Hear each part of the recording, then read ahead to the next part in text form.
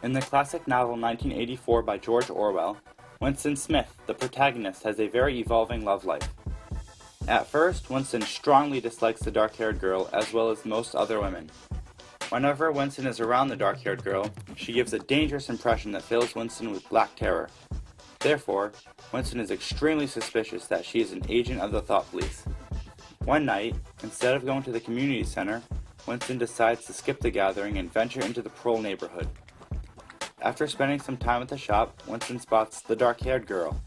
Scared for his life, Winston is convinced that she has been spying on him and following him around the Pearl neighborhood. In order to escape the possibility of being turned in by the dark-haired girl, Winston immediately considers bashing her head with a cobblestone.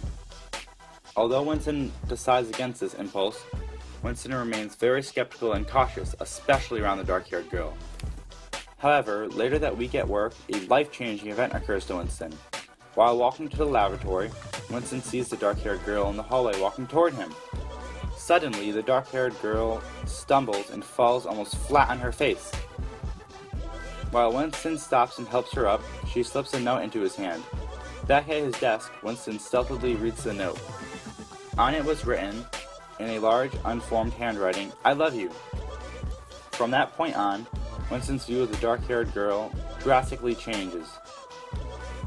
After meeting in a secret place away from civilization, Winston learns that her real name is Julia. In addition, Winston begins to develop feelings for her.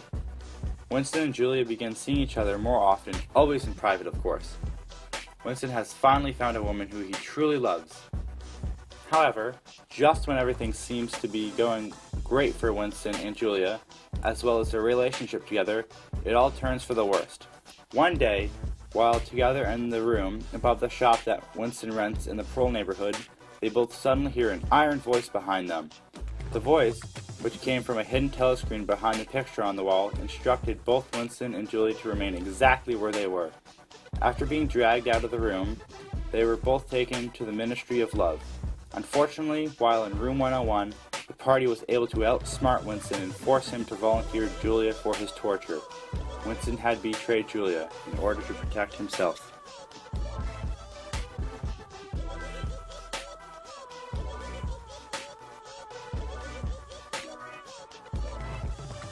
Created using PowToon.